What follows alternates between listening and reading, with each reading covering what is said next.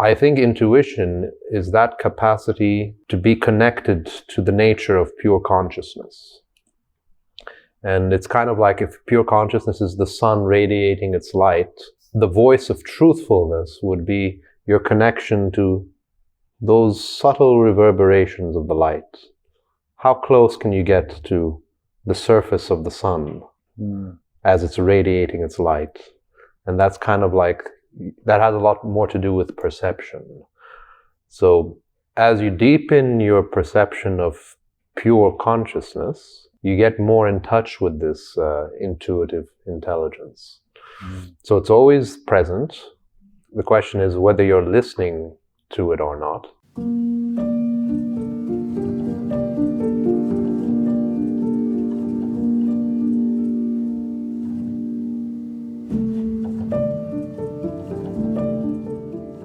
Hello and welcome to another episode of the Blue Hour podcast, where we explore the minds and the worlds of visionary artists and creators. This week is a very special episode because, first of all, we have a very amazing sponsor, but also because the episode is with Amir Mourad, and I've kept him for last for a reason. I think this wraps the season up very well with lots of deep insights into how to balance the inner and the outer world in this modern life we live in. But also I unravel one of my own shadows, one of my own patterns, and he helps me bring awareness to, like he becomes basically a mirror for me through this episode to help me see clearer in that pattern. So it was a very interesting one for me, but also I think it'll be valuable for you guys. And this is the products, the new products that Alchemy Elements have. They have a beautiful cacao drink mixed with all those very powerful natural ingredients like cordyceps, astragalus, hechuwu, shilajit, which is this product that they now sell also individually, reishi, lion's mane, and similar products in their original formula that I've been using every day for the past 2 years. I mix it in my matcha in the morning, and when I was still drinking coffee, I would put it in my coffee. It adds a kind of a creamy texture and a bit of a sweetness because of the coconut, the dried coconut that they introduce in the formula. And this is new, I haven't tried it yet, the life enhancing colostrum. So this is also apparently super good for the immune system, packed with natural superfoods. So I'm very excited to try this one out. And this is their shilajit paste that comes with this little tool. I've been taking this, I see it's open because I've been for the past month using it every day. It's just a mineral paste that comes naturally from the earth when the earth unthaws in the Himalayan mountains, and it's kind of a gooey texture. You just take a little bit and it boosts your energy. I remember back in the days when I was just testing so much stuff out on my health and my body, I would fast for 40 hours, take a little scoop of shilajit and then do a workout. And I would have sustaining energy more than I would, without, even if I had eaten like 2 meals in that same day. So very powerful stuff. I really recommend introducing this to your diet. So let's jump right in and I'll see you for the outro. So welcome, Amir. Thanks for receiving me in your very serene environment once again. Nice to see you. And you're the first one that's a recurring guest on the show. So that's exciting. Is that so? Yeah. That's nice. Season 1, and now we're doing season 2. So, okay. For those who don't know Amir, he's been my spiritual guide since like 4 or 5 years, and the reason I've accelerated my growth to the point of doing what I'm doing now, I think, is in part because of your help and your guidance throughout the years. So, you are a very meaningful guest to me, and I think your wisdom is very valuable. So I was looking forward to having this second podcast with you. Pick your brain on multiple dimensions of spirituality. Okay, all the rest. Let's do it. Yeah. So you were mentioning just before we started that something that's been on your mind a lot these days is the connection with the higher genius, which is an abstract topic for most of us. So why don't you, if you want, just start by introducing how you would describe it in a vulgarized way. Sometimes I hesitate to use the word higher genius because it indicates something that's higher or lower.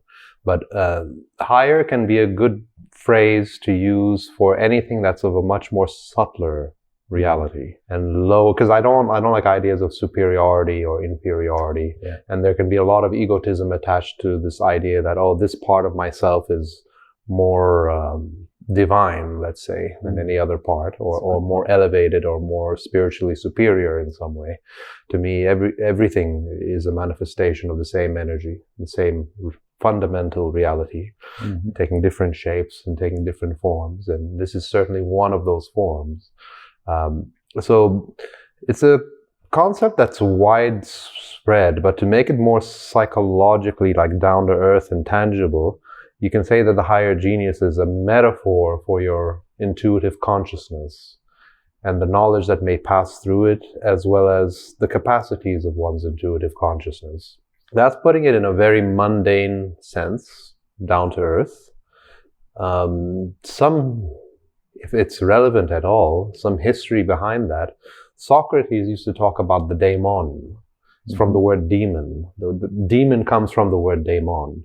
And it really has nothing to do with the idea of diabolical entities. The daemon was seen as Socrates as an inner force he would listen to. He would say, I don't listen to any of the gods of ancient Greece. There's only one thing that I'm responsive and I listen to. And whenever I act upon it, the right courses of action happen. And that's my own inner daemon. But the Greeks had many ideas about it. The most common and prevalent one was that every human being is born with a presiding, guiding deity of sorts.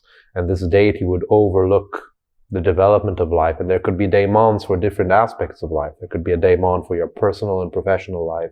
There could be a daemon related to your spiritual development. There could be a daemon related to relationships and social influence. Question about that. Let me complete that thought, because I want to follow my train.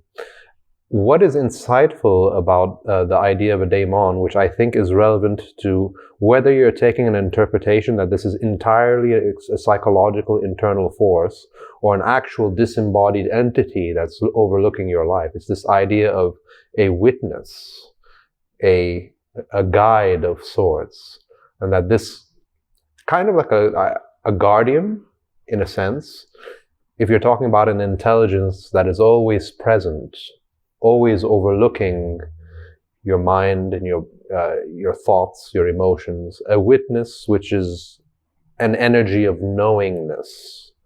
And I think intuition is that capacity to be connected to the nature of pure consciousness. And it's kind of like if pure consciousness is the sun radiating its light, the voice of truthfulness would be your connection to those subtle reverberations of the light. How close can you get to the surface of the sun as it's radiating its light? And that's kind of like, that has a lot more to do with perception. So as you deepen your perception of pure consciousness, you get more in touch with this intuitive intelligence. So it's always present. The question is whether you're listening to it or not. And this is certainly a kind of knowledge that can be uncovered that doesn't belong to a rational domain. It's an inborn knowingness. But more than an inborn knowingness, I think we were also talking about this earlier, I think it highlights how consciousness is interconnected with the entire universe, as opposed to something that's just confined within this brain box. That it actually has a much more existential significance than what we've previously understood. And I'm wondering, because if the metaphor of the sun, and like if, in different traditions, the unconscious is connected with the night, with the moon. Would you say to connect to this source on a closer, you were saying the emanations of the sun, to get closer to it, would you say part of the way to get closer to it is by knowing the unconscious space within yourself, the invisible space in between us, physical on earth, and the sun or the higher genius, in a metaphorical way? You need to know what's in between the space, which is a metaphor for what's inside of us, this empty space as well. Certainly. It's like traveling from the gross to the subtle. And there's a range that has to be crossed. This is something that you experience in meditation. As the mind gets quieter and quieter, the energy of the mind gets subtler and subtler. And therefore you start traveling that journey of transitioning from the gross to the subtler to the most subtle. Certainly, I think if how profoundly you are connected with that genius has to do with purification. There's obstacles and hindrances in the way. These can be physical obstacles, these can be emotional obstacles, these can be intellectual obstacles. Several levels of illusion that are obstructing the clarity of listening to that intelligence.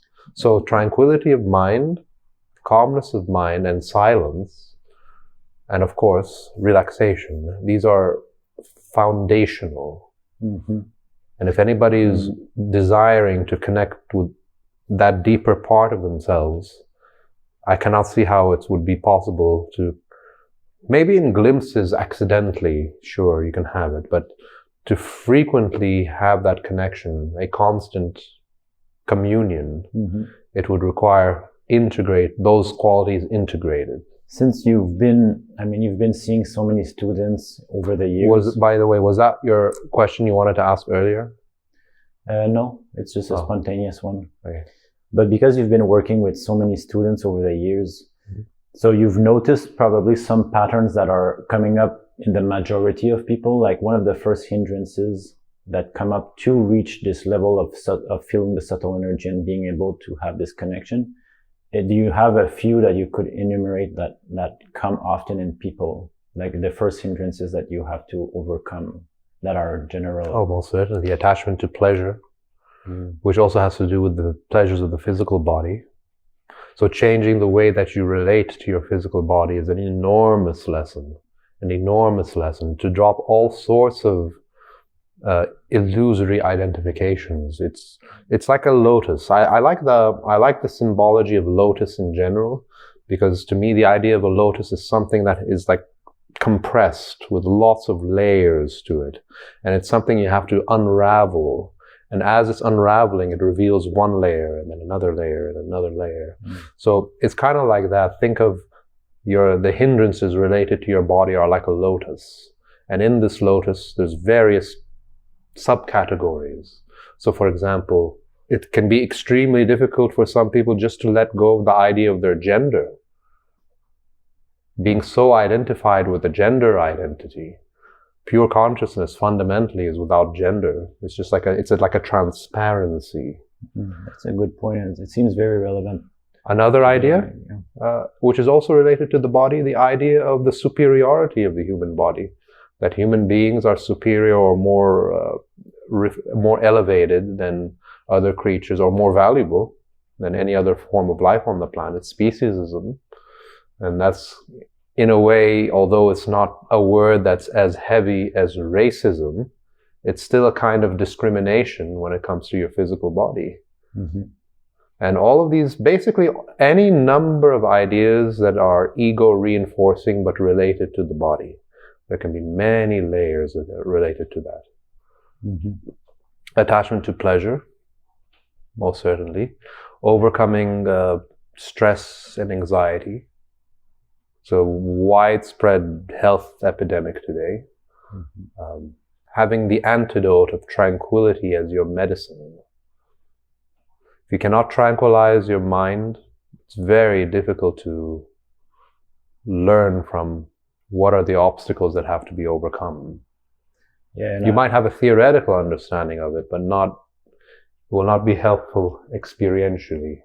And there's I feel like students that come here, you get to experience 1 hour, 2 hours per week in this space of silence, but it feels like common that when you go back home, there are different stressors, maybe people that live with you, the environment of your apartment. And I think that is a big role to play to the ability to, feel safe enough to sit down in silence and explore those realms as well. Yeah. Do you have advice for people that give it themselves excuse of why they cannot find this space within their life? It's an understandable difficulty, because you have to learn a very different kind of skill, which is internalizing the energy of the mind. We don't have any systems of education that impart this to us. And if you don't have A teacher or a guru, you kind of have to learn it through your own terms and find your own path doing that. When I say a guru, of course, I mean the real deal, a genuine individual, and not somebody who's a charlatan or a fraud. And certainly not somebody to hold on a pedestal, that's for sure. Which is, in fact, maybe the word guru is not a heavy-loaded word, but some form of guidance from someone with more experience. Not everyone has access to this. It can be very helpful to just kind of like try to strategically think of this. Whenever you're having difficulties with your mind, and if the mind is not cooperating, one thing I think we can all find very, very relatable is the body, is the physical body. Taking time to connect with your body, physical exercise, listening to your body's cues, mindfulness of the body.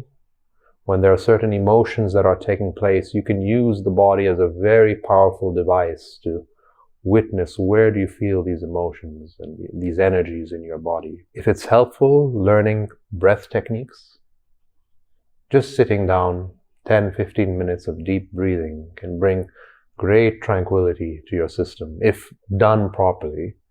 And the good thing about it is that you don't even have to focus on the mind. You don't even have to concentrate. You don't even have to practice mindfulness. If you just learn this art of how to hold your body in a particular way, you can tap into it's called the somatopsychic effect. It's when your body is influencing your mind, as opposed to your mind influencing the body. Getting into a habit of truthful communication also. With yourself. With yourself and with other people, with your words. It's with all the pressures that society puts upon us to look a certain way and function a certain way. I think you're just pretty much by default, you're conditioned into giving in to all of that falsehood. Everyone has an internal sense of whether they're communicating authentically or not. It's like, you know when you're comfortable within your own being. And there's a natural instinct of that. If you're not, how will you be authentic if you're not comfortable with your own being? So another thing is to be aware of your speech, your words. Gautama Buddha used to say, when you're speaking, let your words pass through 3 gates. Is it truthful? Is it useful? And is it compassionate? Even simple things about how you hold your posture. The signs are all over the place of what we need to place our attention on and what these obstacles are. It's really an issue of the skill of listening. And of course, once in a while, bare minimum, just silent time. Create a contrast from all the noise. Sit silently, drink a cup of tea, read a book, or don't even read. Just sit and be present.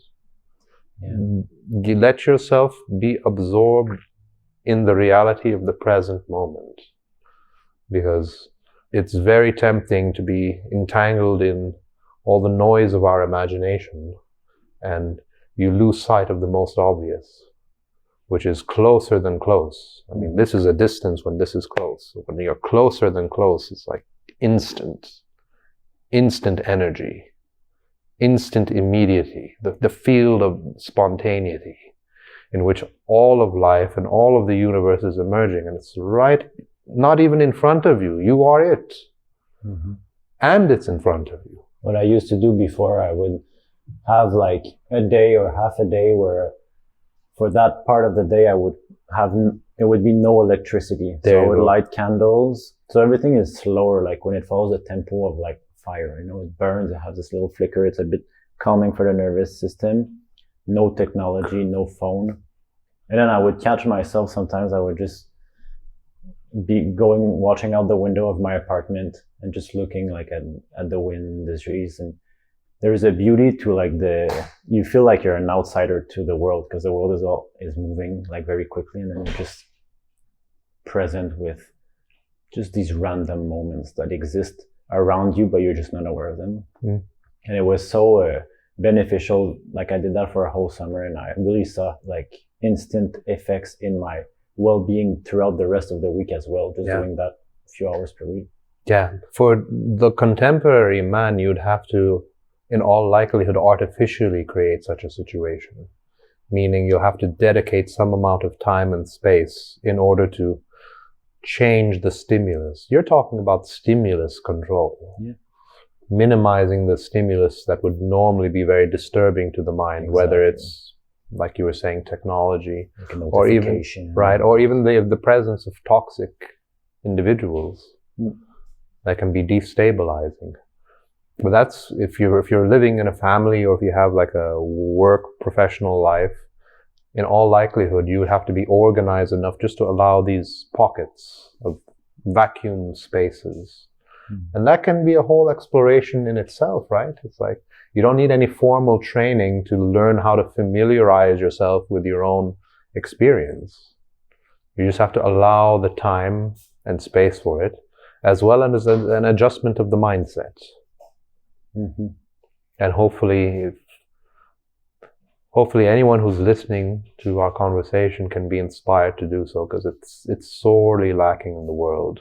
And the rate and the speed and the rhythm of the world is only going to get faster and faster. Yeah. With the oncoming of AI and other things like this. And more external, like your will not be needed anymore, because you can just talk and then someone responds. You don't have to think the answers or provoke actions to get answers to internet. You're just going to talk to this robot. It's going to give you the information from the database that already exists. Yeah. Of course, there can be very creative applications of this. Definitely. But there's a duality to it. There's the creative applications, and then there are those who, lacking the wisdom to use these tools intelligently, they'll play a role in our self-destruction or poisoning our well-being. Now, I want to touch back on the higher technology genius. shouldn't be a form of preoccupation from self-awareness. That's where the real hindrance lies with all that stuff. Yeah. So in this time that we're living through, where like there's a lot of imminent wars, there's a lot of fear circulating, and you can feel in the collective like that there is this tension with the elections coming and this kind of polarity that's very polarized, and that people often now they feel like they have to pick a side. So it creates even more distance and disconnection between us. Why do you think that to have as an aspiration to connect with this higher genius is more relevant than ever, or not? Is it too much to ask for most people to connect with the higher genius? Is it too much? It is, but like it could be an aspiration to get there, because you don't get there unless your arrow is locked in that direction. Yeah. Well, like for example in the US, there's so much division. It's a heavily divided country, and it's a trauma. It's a form of trauma. What has happened, and it's going to take decades to overcome that trauma, and that's going to take self-healing. And most certainly, the problem is with how heavily divided it is. When you sacrifice your compassion in the process, it's not only that your attitude towards the outer world changes in other people, but you plant that poison within your own psyche. And this is how I understand relationship in general. It's like, if I'm talking with you, you are a projection within my psyche. You're a projection within my mind. My mind has to create an artificial, manufactured version of Alex, made up of some raw material, and that raw material is memories, all the associations that I've had of Alex, all of my past experiences. I'm not all-knowing when it comes to you. I'm not even all-knowing when it comes to myself. So I have to take this information within you and manufacture a version of Alex. And that version is going to be a mixture of truth and untruth, depending on how good of an observer you are.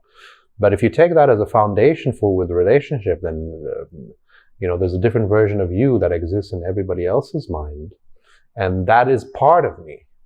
That is a part of me, and it's really, really important to understand that foundation. That the resentment and animosity we have towards others is poisonous to our own well-being. So we owe it to our own well-being and to ourselves to overcome these hindrances. So not sacrificing your compassion, making an extra effort to train your intellect, because we're living in an age of misinformation. And this misinformation is empowered by technology, empowered by the internet. So people need to hone and refine their researching skills. And we need more educators to emphasize the importance of, I suppose, self-education. Because the volume of information is so great that the only reliable remedy is to encourage a culture where people learn how to educate themselves and learn research in a way that is like, it's an art. It's a skill. And we're all in this day and age vulnerable to misinformation. And if that misinformation is a seed for anger and hatred and division, then that is certainly of no help. So attention to our inner world, as well as attention to the outer world. Maybe asking a huge collective to connect with the higher genius is a huge challenge. But what will be approachable for everyone is this form of self-education. You're on the road. You're on the road towards learning to listen to yourself. And that's, listening, self-listening. In a sense, if I understand what you're saying, is like this higher genius is there regardless or not, you want it or not.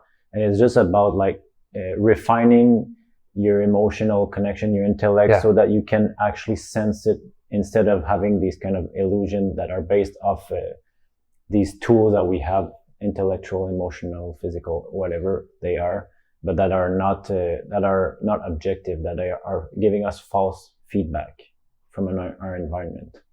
And if we can remove all these obstacles, then what's left is this connection with the higher genius. Yeah. And it's always operating as part of daily life, just like your breath. It is an inescapable part of our rhythm of being.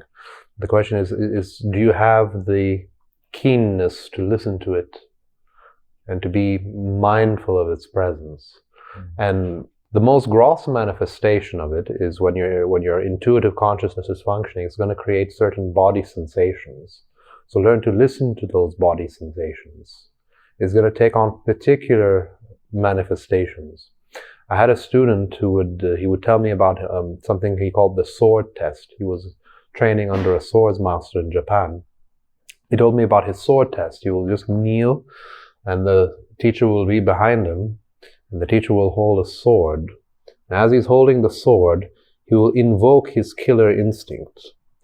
And the student is supposed to be able to say, there it is. That's not it. That's not it. There it is. There it is. Hit and miss. Hit it enough times and you've passed the sword test. And martial artists, I think when you really start to touch on the subtler dimensions of the martial arts, you learn these lessons. How to listen to your intuition. You enter a space, it's too quiet. Your body's telling you something. You're in an unsafe presence. There's an ambush maybe, hidden from view. This is what I meant because when we said earlier that it's a different model of thinking to understand your human consciousness as being interconnected with the environment and in fact the universe. That it's not such a firm dualism that here's this body which contains consciousness and there's the outer environment and there's no bridge where those two realms intertwine, where those two realms meet. Learning to connect with body sensations is one of the grossest ways of listening to that higher genius. Or whatever you want to call it. Yeah. Yoga would call it Nana. The Buddhists call it Prajna. Daimon among the Greeks. Ogoides, if you're following the tradition of Iamblichus, who was a Syrian mystic. This has been talked about at length. But stripping all those labels aside, we're really talking about something that's kind of, there's a mundane aspect to it. If you're talking about daily life, the vibes that you feel, that you're just ignoring, whether it's about other people or certain situations. That you could call the intuition. Like a lot of people use this term a bit loosely, like intuition, but it is, you mentioned vibes, it is used in different ways. But to describe something that you already know, but that you're not listening, it happens a lot when people meet someone and they feel it, they have an intuitive response that's emotional about the person, but they're like, but there's something attractive, but I know it's not right, and they still go for it. Exactly. And then down the line, they're like, I knew it. The first time I met him, I knew it. We're talking about a feeling-based intelligence. A feeling-based intelligence opposed to a thinking intelligence. Mm-hmm. And in the feeling-based realms, there's emotions and empathy and compassion, but the intuition is something a bit different than just mere emotions. Mm-hmm. There's a knowingness to it. And it feels like the intellect is it feels, if you're intellectualizing this, for using the same situation, you meet someone and you're trying, you're trying to bypass it because your ego wants something. Well, it feels like the intellect is kind of localized here, while the emotions, it's like a magnetic field, and you can sense things a lot further down the line, in the future, in the past, and you know things that... The brain is hardwired to pick up on nonverbal content and nonverbal information. This is a scientific fact. The majority of communication, the greatest impact of the message is nonverbal. Mm. And those nonverbal elements, they're not necessarily being exercised. They're part of a default mechanism. You're just picking up subliminal content all the time. And the observer within you, like there's a point within you where, from the perspective of the witness, there's just pure energy and pure information. The first initial impressions you have about anything, that clear screen, it's a very pure mark that it leaves upon you. Mm. And there's quite a journey to go from there's your first pure impressions, and then there's your reaction to it, and then there's your response to the reaction. And there's a time scale to that. We're talking about when a person is highly, highly intuitive, their manner of perceiving is very quick. Mm-hmm. It's like almost at the instant of pure perception, or the initial impressions of a thing. But it feels like before the stories and the narratives that are judged upon it. Mm-hmm. It's kind of like, there's the ringing of a bell. The second you strike the bell, then there's the reverberation and the consequence. So it's like similar with this model of perception. There's something when it just strikes you at the instant of the present. Mm-hmm. And you have to listen. So basically the skill involves, to use a very well-known word, mindfulness of the present.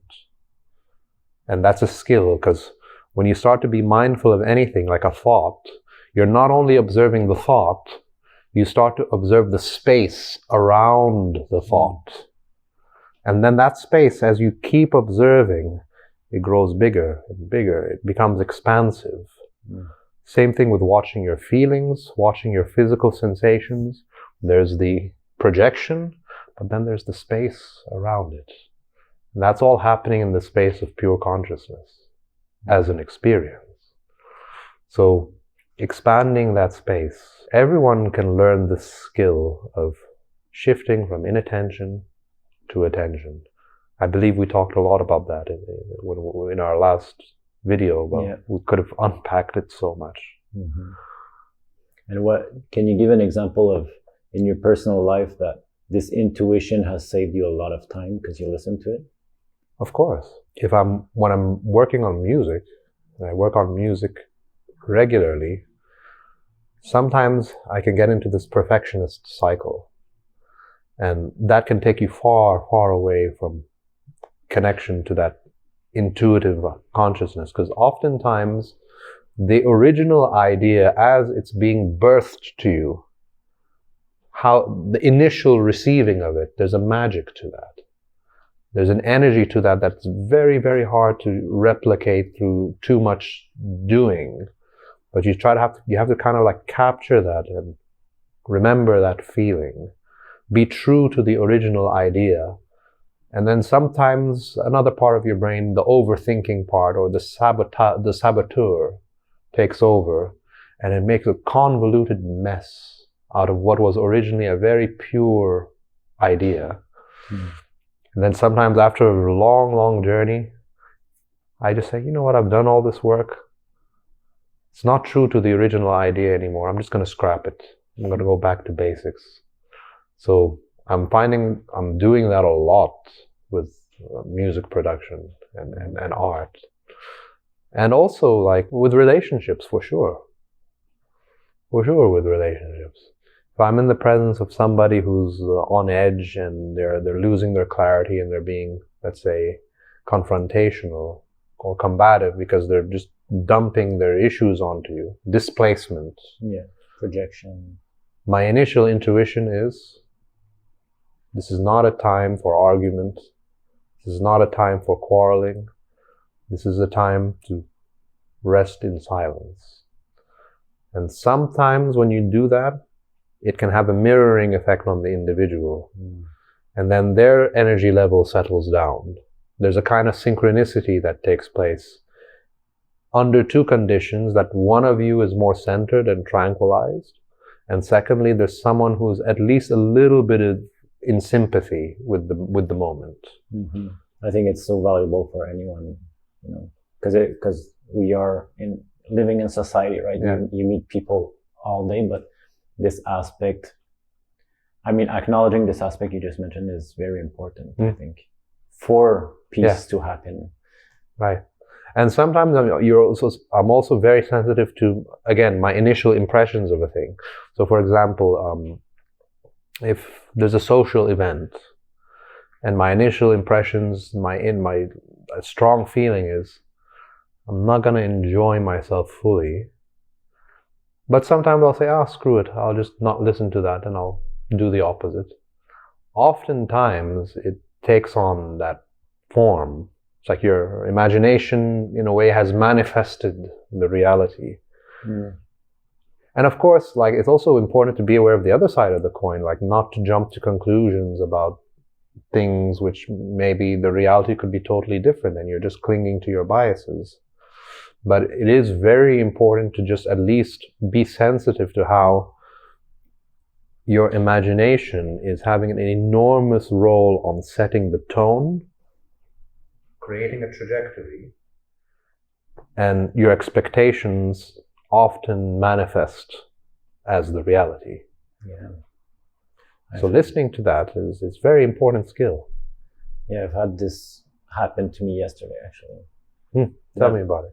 Well, just a quarrel with a family member, and I was just, I guess, we had met a bit earlier, like last month, and there was this kind of, I was feeling overwhelmed by emotion, and I knew it, and I knew I was not in my best self, and it was hard for me to get out of that emotion. It was very strong emotion. It was linked to like my childhood almost, and I picked that up like later down the line, like recently. But on the moment, it was so overwhelming. She felt like it was me being like nonchalant, not wanting to spend time with her while I'm here and stuff like that. But it ends out, I was just so stuck in that emotion, this raw emotion, that it was hard for me to disconnect from it. And so after a few weeks, I was like, I'm better now. Like, let's catch up. And so let me explain what happened. I have more retrospect to understand what happened and why I was in this emotion and how it was not about you in the end. But then, even though I was now in a better place, she was kind of projecting everything that she had felt when thinking it was about her at the beginning. And then she was just projecting everything on me as if her inner reality was my reality. And so I just kind of remain, like you say, a bit more grounded and just receive the information with more compassion to help her, settle down this projection. And it ended up just kind of giving me a lot of insight about what you said, how we do that sometimes. If she had in mind that that's how I was a few weeks ago, she still has in mind that I'm still in the same place. And instead of reassessing and having a discussion in the present, she was just projecting this on me, which I think is normal. But it was still an interesting exercise for me to understand, like, now, because I was in a more receptive and more grounded, heart-centered way, I could receive the products of her mind and understand all the little kind of in all the way her mind's creates this reality. And I knew it was not about me, what she was projecting on me. It was about all her other relationships that have been difficult in her life. And I was just reflection of that as her cousin, you know. So it was just a very interesting first-hand experience of what you just said. Yeah, it's good you're able to tap in and tune in and listen. Yeah. I'm sure, well, it's easier for you because you have some background of training yourself to do so. And it's a space that has to be revisited over and over. Yeah. And what's the bar of stimulus before your mind starts to enter a disturbed state? It's good to put that to the test. Even for a highly tranquilized yogi, for example, maybe it'll be very peaceful in the caves of the Himalayas or in the forest, but will that be so in a battlefield? Or in the midst of war? Yeah, you have to test yourself. Absolutely, because we all have blind spots. Yeah, I was enjoying the fact that I could go back, have space, and then come back, and you know, it was not an experiment because it was real, but it did give me so much insights. Yeah, and like if it was me like 5 years ago, this situation I would have been more confrontational. I would be like more, you know, pushing my ground. Yeah. But now I understood that it was not all about me, and so I could, you know, just settle and be a more grounded presence, so that actually this can settle. And again, like you were saying, be a mirror for her just by being non-reactive to it. Yeah. Yeah, it was a very... And changing in your mind the meaning of struggle and the meaning of suffering. What do you mean? Well, the way that the most individuals relate to struggle and suffering is that these are undesirables. We have a highly biased and prejudiced attitude towards these things, not understanding that this is the raw material that we're going to use as it's part of a cycle of transformation. And I've been thinking about this for a very long time. And there's reference to what that cycle is. Like, for example, if you look in Zen, there's a model called the ox herding pictures. It's a series of photographs where a man who's an ox herder has lost his ox. Now he's on a journey to re-find his ox. And each stage shows one part of the journey. The initial stage where he realizes he's lost the ox. And then he starts to see the footsteps, but he hasn't seen the ox yet. And then next photo, he doesn't even see the full body of the ox, just the tail. And then the deeper part of the struggle stage, now he's fighting with the wild ox, trying to get it under control.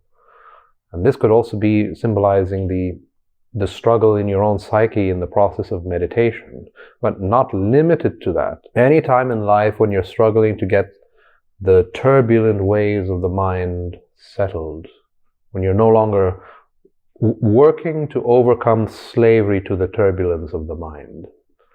So you're fighting and quarreling with the ox. Then another photo. Now the ox has become somewhat more tame. The mind has become more tame. And you can ride on the ox. So he's riding on the ox and actually, and he's playing a flute, playing the music. I think there was a stage before that. No, the stage before that. Let me correct myself. He's got the ox somewhat tame, but he's walking with a rope. Some of its wild tendencies have been retained. At any moment, things could take a right-angle turn, but the ox is way more tame. You're on the path to a more integrated tranquility and clarity. And then you're riding on the ox and playing the flute. And then finally, in one of the other photographs, there's still a dualism between you and the ox, so that dualism disappears. The ox has disappeared and you have remained, then finally you disappear. But you see, so I've summarized this in my mind. What is that cycle of transformation? And basically it goes like this. There's the initial stage, and there's the struggle stage, and there's the resurrection stage. And the struggle stage is a fundamental part of the journey, that you have to go through that, because what it really is, it's the tension that's held in your unconscious being activated, triggered to come to the surface in your conscious awareness, where it can be confronted, seen and processed, and how you respond to this information in real time is key. You can get, if you're seeing demons, you can get identified with the demons, and therefore that stream of karma continues. Kind of like the temptations of Christ when he's in the wilderness for 40 days, as is the tradition in the Middle East when you want to confront and go through a spiritually purifying process. You spend time alone in the desert.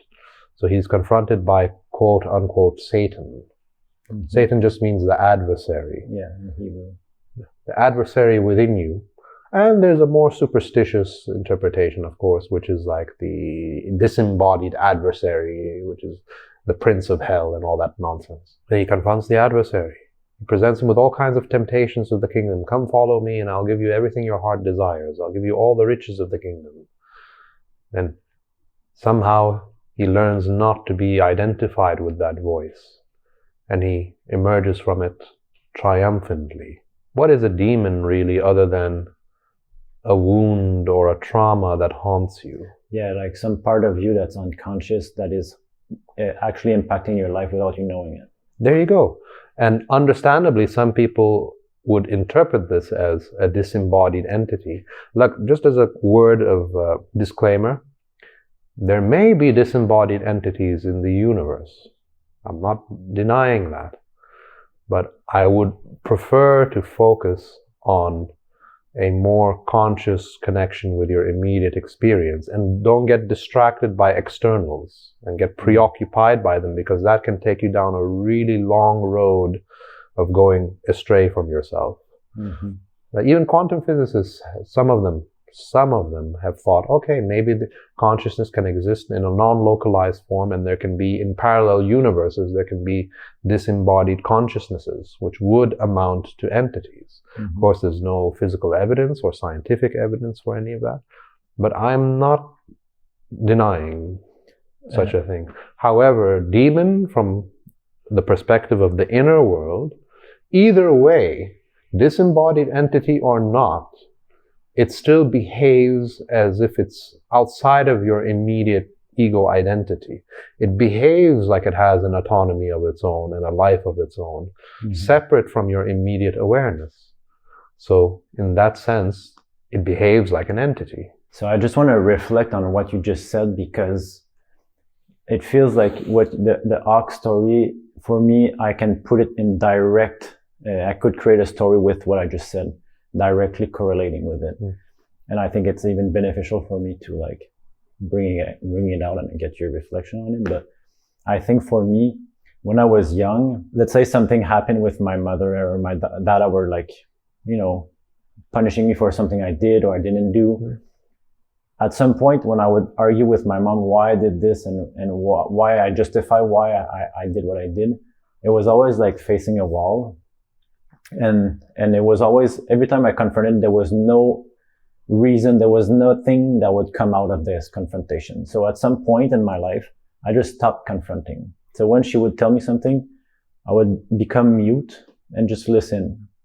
Then she would tell me what she had to do and I'd be like, okay. And then I go away.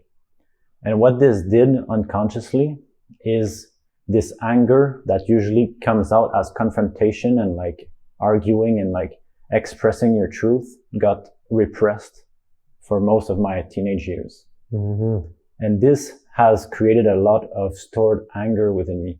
It is like this ox that got like, that went out. For me, it took a long time to recognize that there was actually an ox. Like I was not riding the ox. I was very far from that. And this comes in cycles. Like this type of disconnection from my anger would come a few times per year, maybe, where I would feel like very impulsively like bursting out and I didn't understand why.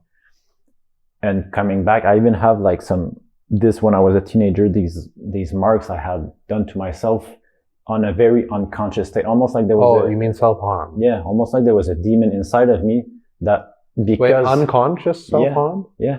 Okay, not conscious Not conscious. Almost like there was this unconscious like Martian, like fighter energy that was stored that got reversed against myself because I was not able to express it. I had no avenue to express it. And then this would, come out once in a while in my relationships. And I remember, because when I came back to Montreal the last time, I felt this same energy of like being closed and like feeling like I don't want to interact. There was this energy, but I had more awareness of it. I knew there was something there because it was so different than my state like a week before. So I was like, okay, let's just live through. Like it was very embodied. So it was hard for me to like get out of it and have perspective, but I was listening, and I knew I just had to have the space to process it, which I did afterwards. And then I got to see the ox and like, develop a relationship with it. And I think the next step for me is this Martian energy. I call it Martian because it's very prevalent in my astrological chart as well. I think is a quality that I have to fight and to kind of, to express myself in a in an authentic way. But I think I have to transmute this energy that is within me and express it through my art, through my business, to my whatever I'm doing. And I think that's the last scene where you're actually writing and maybe even playing the flute, where you're using this stored anger and using it for the benefit of others and actually playing music that people can enjoy while you're writing the ox. Touching on that, actually, well, that's writing the ox is somewhere in the middle of the journey. Then there's the disappearance of the ox, and there's the disappearance of you, and then finally one of the images you see is just a full circle, which is pure white, like a wholeness. Some Buddhists, they were not contented with that final photograph, so they included another one, and that one is returning to the marketplace. You see a pot-bellied monk in the midst of ordinary circumstances of life, and he's generously sharing his wealth and sharing the jewels and the gems, the inner gems that he's learned along the journey. That was inspired by a compassionate incentive to include that last photo. Okay. So that you understood. The thing about the compassionate dimension is it is always pointing in the direction of interconnectedness. That's why I really do see that there's a connection between the theme of compassion and emptiness, or shunya. It's such a profound theme for me, shunya, that I've even called the yoga that I transmit as shunya yoga. Emptiness, not in the meaning of nothingness, but in the sense of how existence is an interconnected web of karma and influences, and nothing can ever truly operate in isolation from others. Whatever that is, even a single atom cannot function in isolation. So with that understanding, it makes sense to open your psyche to the compassionate dimension, because your life is you're not living your life in a vacuum. And the more poison there is in society, the higher mathematically it's going to be likely that poison is going to come around to you and you will partake in that poison. So it's in everyone's interest, it's in everyone's interest of well-being that the individual's well-being is taken care of. So your well-being and my well-being are not worlds apart. That's a way that's integrated with how reality actually works. And if you had because you're connecting my story with what you just said, if you had an advice for me regarding what step I'm at now from what you know, what do you think is the next step in this journey with my repressed anger that might have been there, or maybe still is there, I don't know. Have you ever made it highlighted in your art?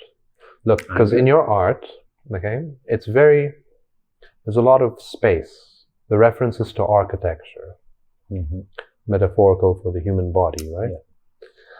Spiritual themes that are intended to be uplifting to the viewer, or insightful to the viewer. And I know a lot of it is like an offering.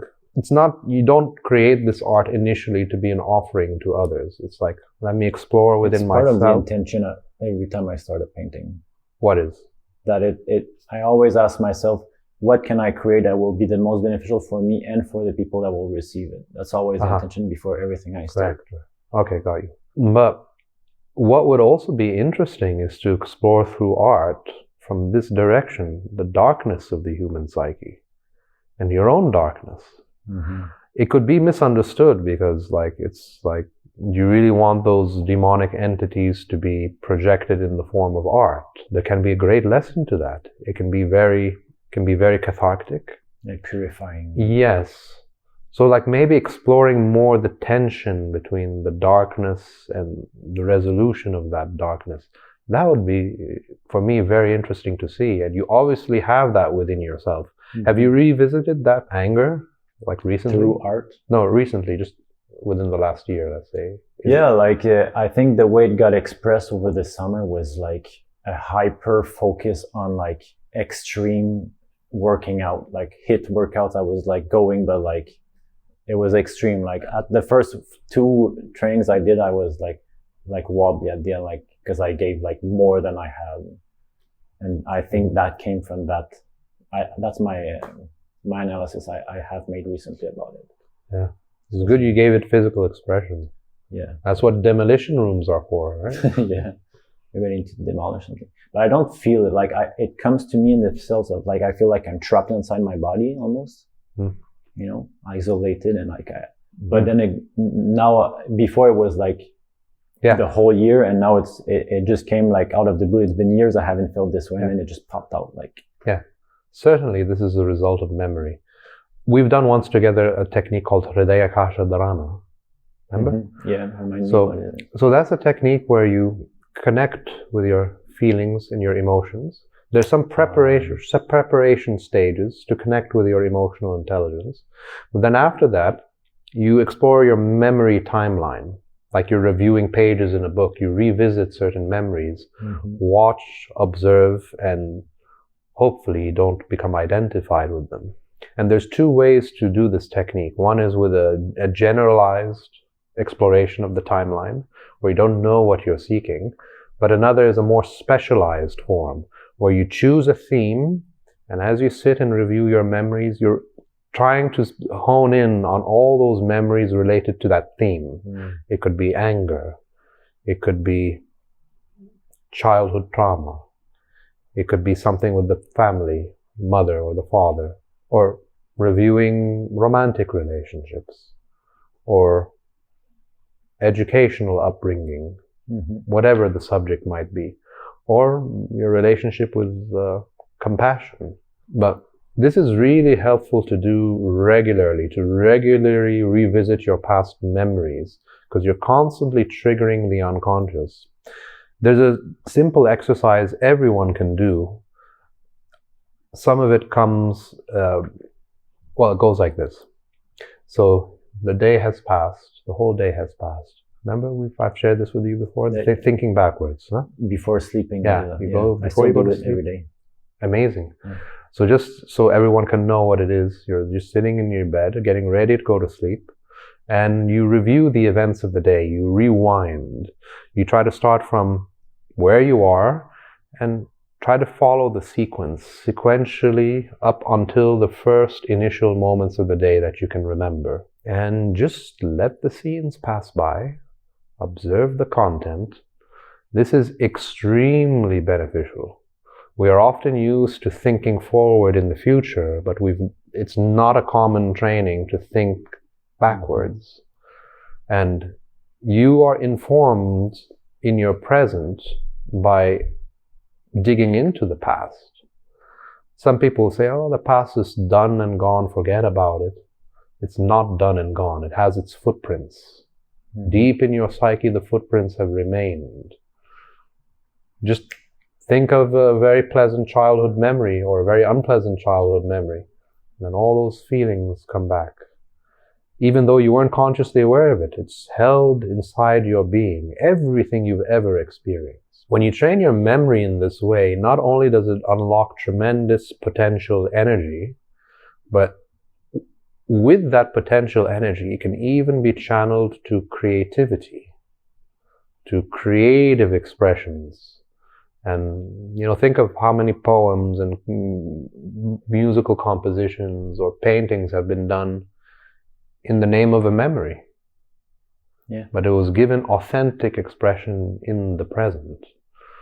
And if you connect with your memory, all the clues and the signals are there as to which direction to travel. In terms of well-being, that is. Regularly revisiting memories related to like the anger, that can be helpful. Thinking of it often. That's an active mode of functioning. What will tend to happen is that you will fall into a passive mode, and then the intuition will respond, and through that, it'll reveal certain insights or certain information. The point is, you have to be concentrated on a theme for long enough, and it has to really matter to you. Yeah. You have to be, your heart has to be burning with passion to look into this problem. Yeah, and then there's other parts of your psyche that are going to respond to that desire. Mm-hmm. So, yeah. But ever since that event that I described earlier, like I see this becoming on my mind. Like I want to understand it.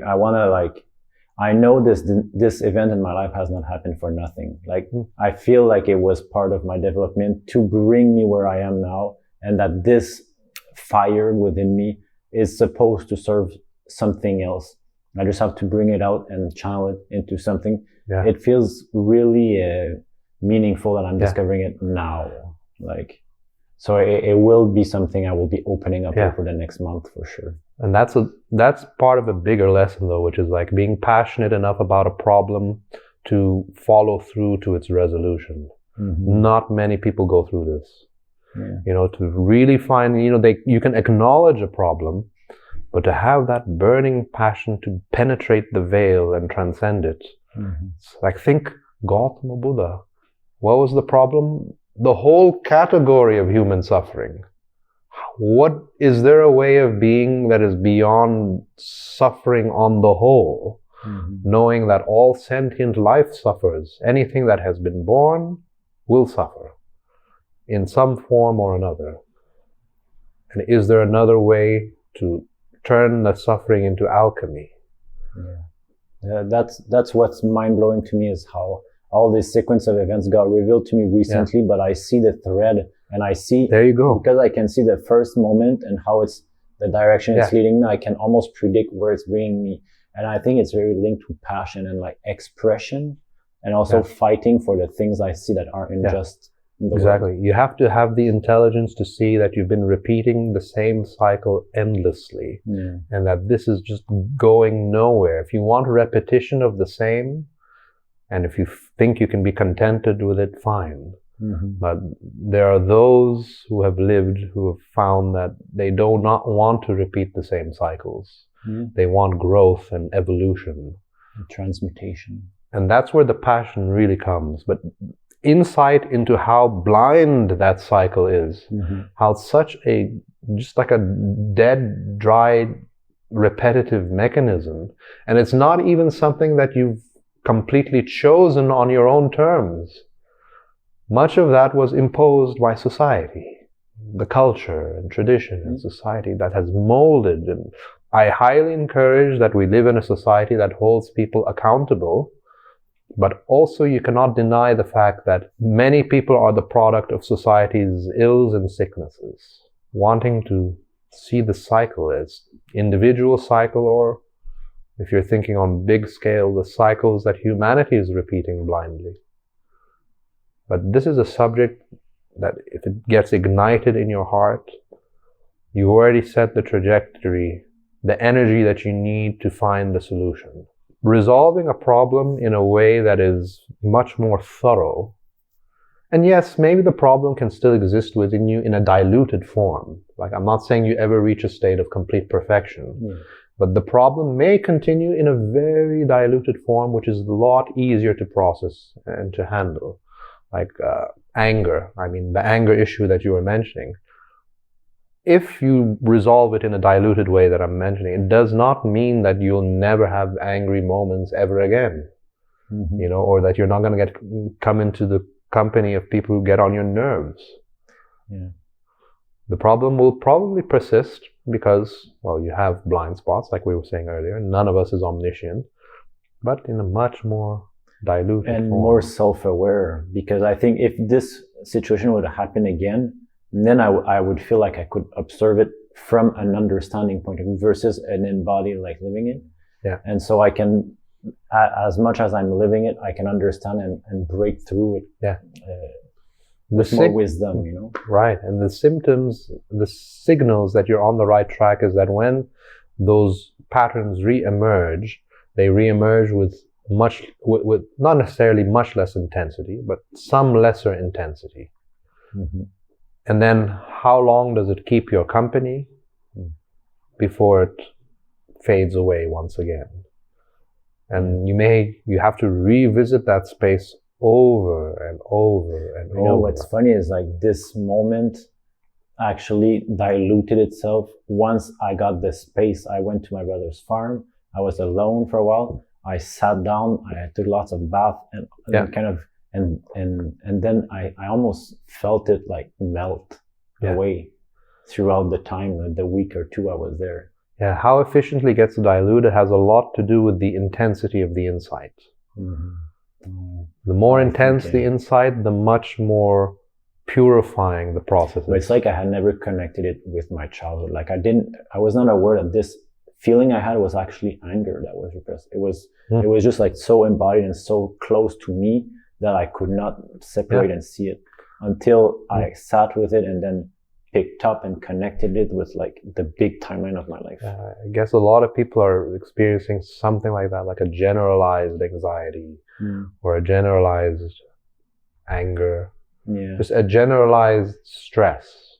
And you can't pinpoint and put your finger on exactly the root cause. So that's why I thought it would be so meaningful for me to be vulnerable during this conversation, because I have a sense that if I'm living it and I've had other people living through this same kind of anger that is generated by external events in the world right now, I think the discussion we had will have lots of value to untangle it a little bit. So thank you for being this reflection for me.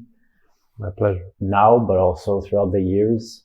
And maybe to conclude, do you want to leave the audience with an advice and with how they can work with you in the future if they feel like they could benefit from it? Sure. Yeah, of course.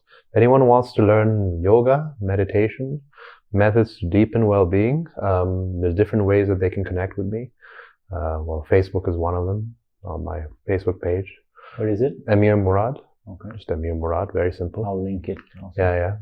They can go to visit the website, shunyayogamontreal.com. If they are interested, they can check out some of my creative work, Amir Mourad Music, on Instagram. Mm-hmm. We've been talking for a while about my record and how I'm going to be releasing. I'm hoping it's going to be ready for release October, starting with singles first, and then the album maybe in I'll December. link that too if it's released when I release this. Let's hope nothing else gets in the way, because it's been postponed many times. Mm-hmm. And any advice? So it'd be extremely beneficial for people to learn meditation. Yeah. If anyone has the means and the method and the opportunity, learn meditation. Mm-hmm. It's truly a transformative device. It's not the kind of thing that will transform your life overnight, but it will build momentum over time, and more longer-term solutions often require a gradual sculpting and restructuring of your system. So if you can be dedicated to meditation, that would be very promising. Cool. And also I want to tell the audience, like, you do not just in person. So if you're anywhere in the world and you're seeing this and you want to work with Amir, you also do virtual sessions, and as well as guitar, that's in person if you're in Montreal, but you also teach. Absolutely. Guitar. So blessings to everyone. Thank you, Amir. Thank you for listening to Alex's generous podcast, and thank you for putting it all together. Yeah, thanks for joining me a second time, and I'll see you in the season 3 again. See you then.